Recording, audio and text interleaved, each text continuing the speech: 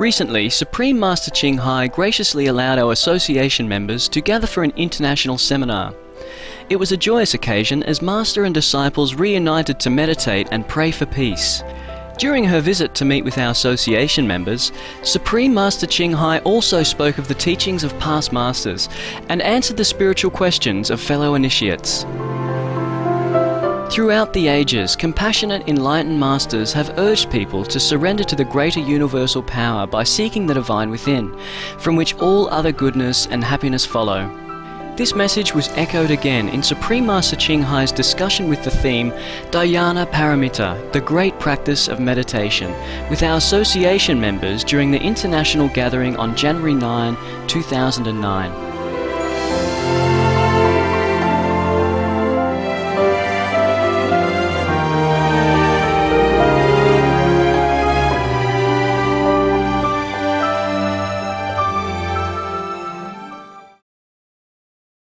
So in the Buddha's mind, there's no sentient beings come and go through the wavelength of his existence. Even if they come and go, he is one with all of them. That's why he can suffer with them and they can be happy with them. But nevertheless, it doesn't have him and doesn't have them. It is very difficult for you to understand if you have not reached that level. That's why Lao Tzu say the wisest one is like the ignorant one. The reason is the ignorant also doesn't know what's going on with the neighbors. Yes? And the Buddha has no more ego to register what's going on with the neighbor. But through him and by him, everything happens. But he doesn't have the ego to say, I am the Buddha, I have made such and such miracles, and I have so much light around me, and I am going to give him enlightenment. Although he does that. But he never ever have the conception in the mind that I do this, I do that. Do you understand? Just like Jesus say, no, not I did it, it's my Father who does it. Because he doesn't have any ego at all. It's very difficult for everybody to understand why somebody does something but not know about it and not registered about it and not take credit for it and not claiming that I did it. Do you understand me? But the Buddhas are like that. Christ are like that. The prophets are like that. They don't register anything like that. They don't have an ego to claim that I am the one who help you. I am the one who enlighten you. They have no mind to discriminate between themselves and the sentient beings. Thus, they can deliver myriads, numerous, countless sentient beings, but they would never have a conception in their mind that I have delivered 1,000,000 people to Nirvana. Do you understand me? It's not like the Buddha become like ignorant again. It's not like that. It's just the ignorant doesn't understand. And the Buddha doesn't have the mind to understand this arbitrary concept about me and you and everybody else. Of course, when he was sitting here talking, for example, to the multitude, then he would say, okay, I and you. But that is just the physical level. In the other levels, he does myriads of things, incredible things. But all the while, his mind never claims that he does it. Because there's no more frontier between himself and others anymore in that kind of level of consciousness. Understand, yeah? Okay, good. That's why it is very difficult to understand from the intellectual point of view what the Buddha is saying here, unless you have become a Buddha. Even I have explained to you, but this is still in the intellectual levels. It's not the real experience that you have experienced. You see what I mean? All right. Okay. Some of you have experienced miracles, yes? And you always thank me. Okay, Master, thank you for saving my life, thank you for stopping the accidents, thank you for braking the car in time, etc., etc. Yes? But I don't have anything to register these things. So if you tell me, then it's the first time that my mind would know about it. My brain would hear about it. Do you understand me? Yes. Because whatever has been done is been done in a different level. It's not at the level of the intellect. It's not a level of the brain that the brain can understand and register. Just like yesterday I went shopping, today I drive a car, and then yesterday I go home. It's not like that. This is a function only of the brain. And even intellectual, emotion, or understanding, knowledge, worldly knowledge, they all from the intellectual level, from the mind and from the brain only. Everything else the mind cannot understand. The mind cannot register. And the Buddha levels, the Buddhas, Christ, the Prophet Muhammad, for example, Guru Nanak, the Jain master, they operate on that level. Above the mind, above the intellect, above the brain. Therefore, they never claim. You see? Because who is claiming? The ego that claims. The brain that registers something that you have done and then say, I have done it. I've eaten a candy or something. Then the brain would know it, would register it. Yeah? The taste would tell the brain, okay, she's having a candy. Or she's eating a pizza. Or she's drinking a water or something. But above the level of that, no mind can understand. No mind ever reach.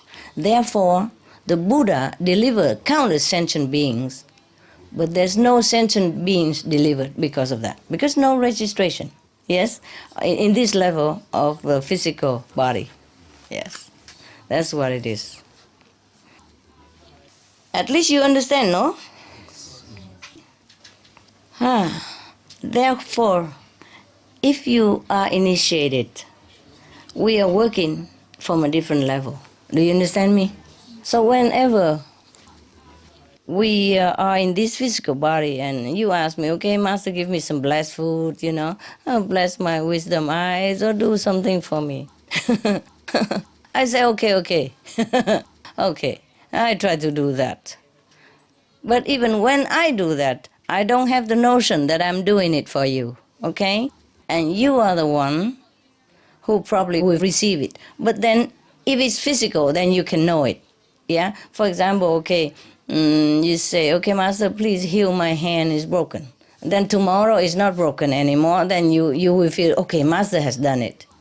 But something else, if it's not physical, then even if you perceive it, then you have to be on another level to perceive it. Otherwise you don't know. Yes.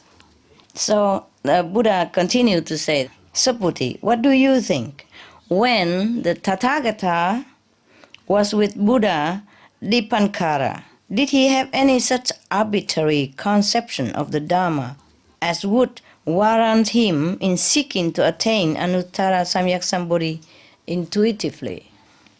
So Saputi say, no. No, blessed Lord, as I understand what thou hast said to us when the Lord Buddha was with another Buddha, Dipankara. He has no such arbitrary conception of the Dharma as would warrant him in seeking to attain Anuttara Samyak Sambodhi intuitively. Now, even intuition is in the realm of psychology. The sixth sense. The sixth sense is still a sense. All right. So sometimes we say, oh, I feel like Master have helped me yesterday. I feel she was there. But that is still only intuition. You see? To be able to really see the Buddha operate, in the Buddha's level, you have to be higher than intuition even in order to understand or to see. But then, above all that level, you won't see anymore. Because the mind is not there to see. The brain is not there to perceive. You see? And in the soulic level, we are almost like identical. one with each other. So there's no, I do it for you, yeah? You receive things from me. We are kind of one. We do it, we are individual, we are not like merging with each other and disappear, all in one lump. It's not like that.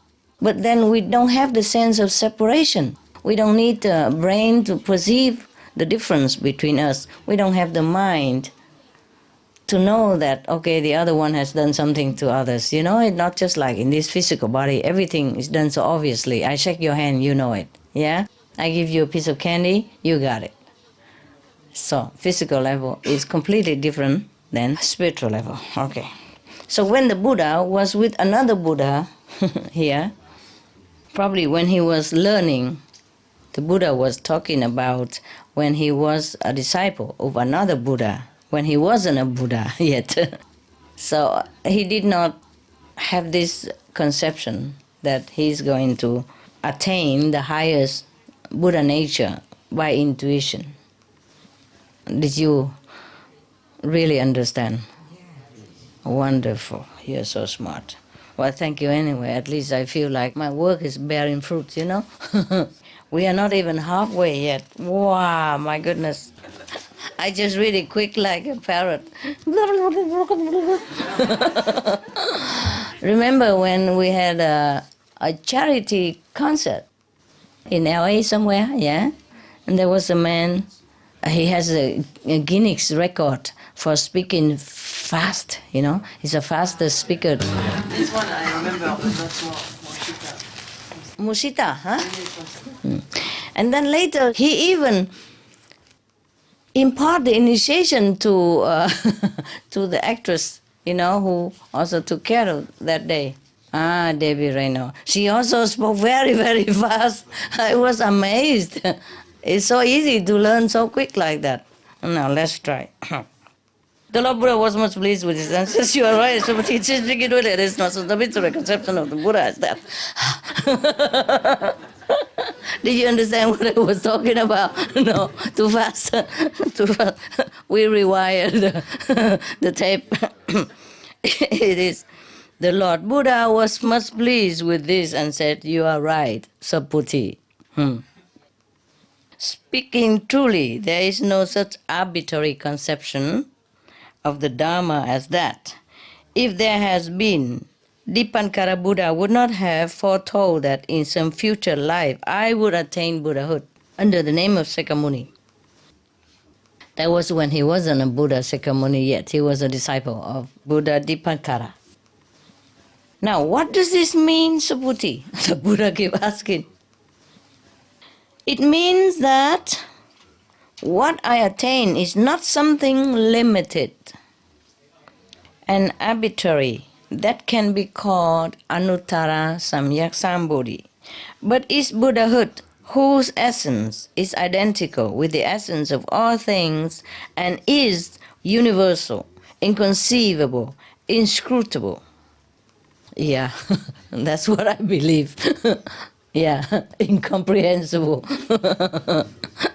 Yes, this is a problem when you try to bring something as abstract as a Buddha nature and try to put it into print, into words, into this cold and flat language of the human race. Then it become all like this, all wired. Okay, we can read it. The Buddha was exceptional, was incredible that he could even brought it into words, yeah? And then you must bear in mind that after the translation, there's not much of a wire left anymore. Might be a different kind of wire. Oh, wow. Universal, anyway, believe this. Whatever it is, he say, is universal, is inconceivable, and inscrutable, okay? That's it. That's the Buddha nature.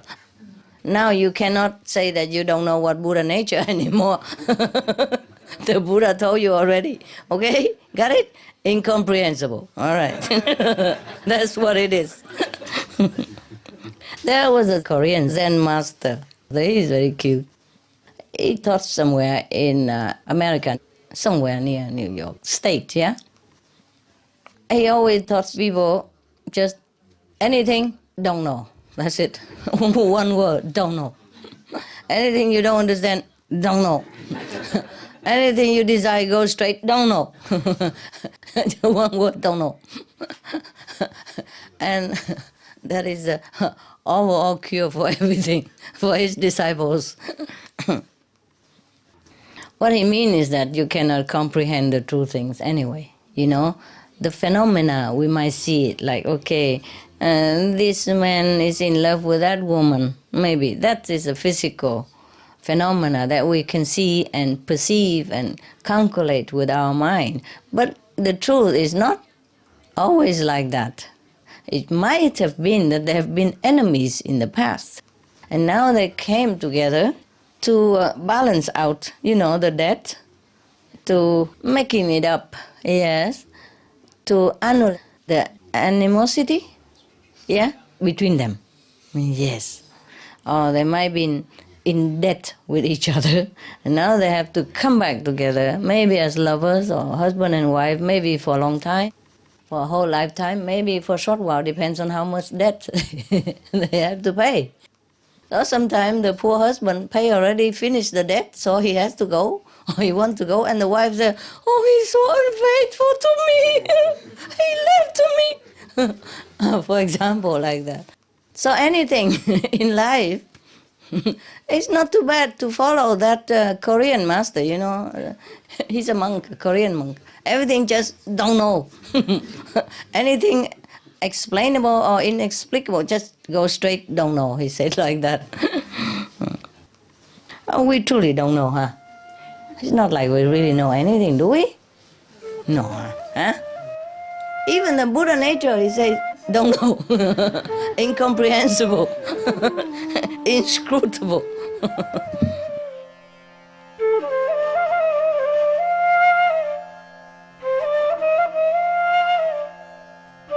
We thank you for your gentle presence for today's Between Master and Disciples. Join us again next Monday for Part 3 of Supreme Master Ching Hai's discussion, Dhyana Paramita, the Great Practice of Meditation. Please stay tuned for Animal World, Our Co-Inhabitants, coming up next on Supreme Master Television right after Noteworthy News. Farewell for now, and God bless. For more details, please visit www.suprememastertv.com/BMD